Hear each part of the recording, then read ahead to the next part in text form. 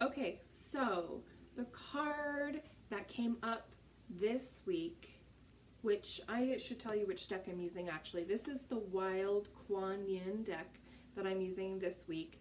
I love Kuan Yin. I've been working with her consistently over the past like 2 or 3 or 4 years. I don't really remember what time is. What is time? But if you like Kuan Yin and you want something that's a little bit more like interpretive to the wild and passion and adventure and like exploration and being led by your guides into divine spaces and places, like this is going to be a really fun deck for you. I love it. So with that, this week's card is Grandmother of Love, Granddaughter of Life. Very beautiful. And the energy of this card is all about accepting yourself in the now. And I know that can be a very difficult thing. This is something that I regularly struggle with. But the whole message is saying that no matter what types of mistakes you've made in the past, no matter what types of like troublesome things you've run into before, no matter like which troublesome people or relationships or partnerships or business ventures you've encountered that didn't turn out well, it's totally okay. Like, mistakes happen, and mistakes are perfectly natural and normal. And in fact, the best thing that you can do with a quote-unquote mistake is to figure out what the lesson was and what you can learn from what happened, be it, a negative relationship or a failed project. What happened that didn't go well, and how can you take that lesson with you in the future? Another really important element of this card is the idea that you're never too late. You're perfectly on time. No matter where you are in your life, like, you are exactly on time and you are exactly where you are meant to be right now in this moment. There's nothing you need to do, and there's nowhere you need to go, and there's no one else you need to be other than yourself to be inherently worthy and perfect and divine. And with growth comes trials and errors, like not failures, but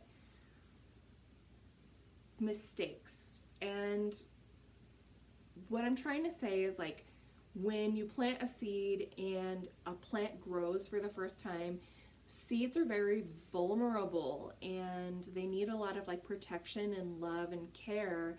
And same with babies. Like, when a baby is fresh out of the womb and it's growing and growing and growing, like a baby colt, this is what the card says, a baby colt may wobble. Like, it's still, can you hear Dahlia yelping? I don't know if you can hear her. She's sleeping.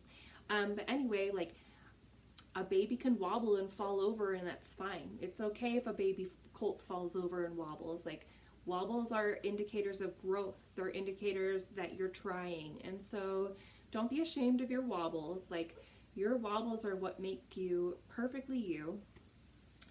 And I know that it can be difficult to just like accept things, especially if you have a tendency to put a lot of shame or blame or guilt on yourself around anything that's occurred in the past, even if it wasn't your fault. Like, sometimes you can just be born into situations that are unhealthy for you, and you can internalize the blame for those relationships and situationships for a really long time, but it's not your fault. And more importantly, anything that happened to you in the past happened for you to make purpose out of it, and for you to find meaning, and for you to create a present that's going to allow you to accept yourself, including all of those lessons.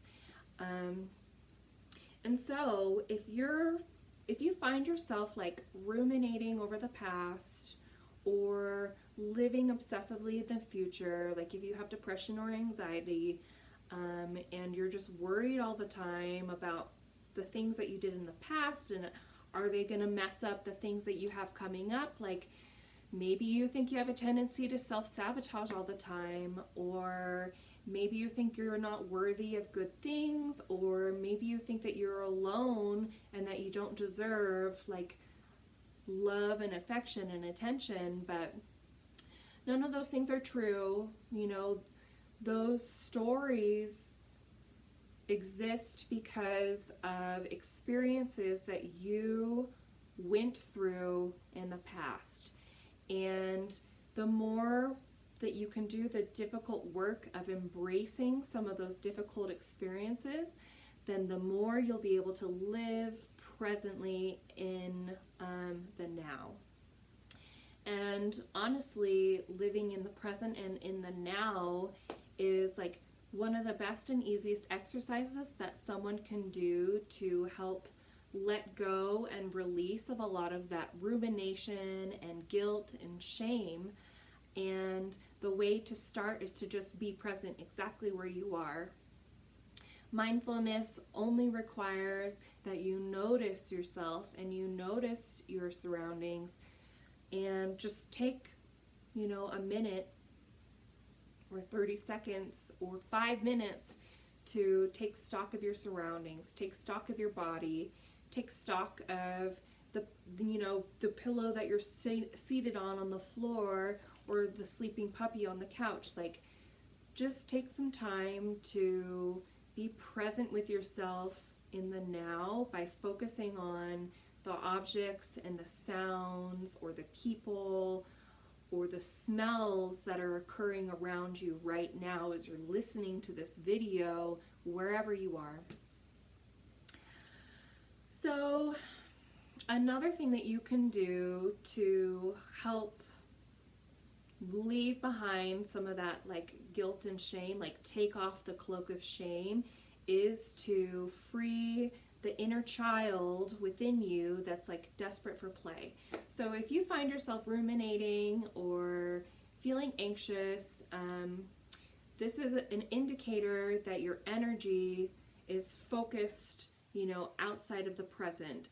And to bring it back into the present mindfully, something that I would really encourage you to do and to explore is play, like whatever play means to you. Is there some new activity that you have been wanting to try, like a new class that you want to sign up for? Or when you take your daily walk, can you break your routine? Which new path can you take? What weird things can you do in your day to add a little bit of joy and play and adventure, and make that inner child who is hurting from whatever happened in the past? And it doesn't have to be a child. It can just be whatever parts of you are feeling like they're missing recognition. Like, how can you create play and create more space to live in the present and leave behind what you're carrying that's a burden? How can you put your burdens down and live in the now with play? That's really what's being called of you. Hopefully all of that made sense. I feel like I just spun around in circles. I think I do that a lot when I'm talking in the videos. I'm making sure I covered everything in my notes. Yeah. There's the only other thing I need to say is that there is never too late. You're never too early. It's like you can always pick up the thing that you need to pick up again. You can always reach out to the person you need to reach out to, unless of course they're dead. I'm thinking of my mom.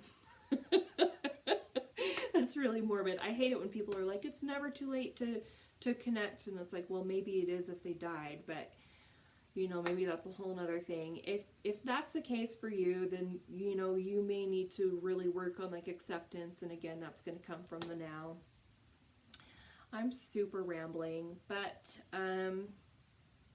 yeah, let me know if any of that hit home for you guys. If you feel like embracing a little bit more playful mindfulness in your day today would help break you out of some of the rut and the routine and the ruminating that you're experiencing. I'd love to know. And if you're watching this video, this message is for you. You're always exactly on time. What is time? Everything is inherently perfectly on time. The universe is loving and benevolent. So if you don't feel that way, follow that path and find out what happened that's keeping you from receiving love. Okay? So let me know if you have any questions. If you like this video, or if you have any friends you think would like this video, please feel free to share it with them. If you have questions or if you need any clarification, please let me know. If you would like any tidbits on how to increase more play and mindfulness in your day, let me know. I've got a lot of tips for both of those things. And hopefully this was as exciting and fun for you as it was for me. And I'll be back next week with another card. Thanks so much for watching.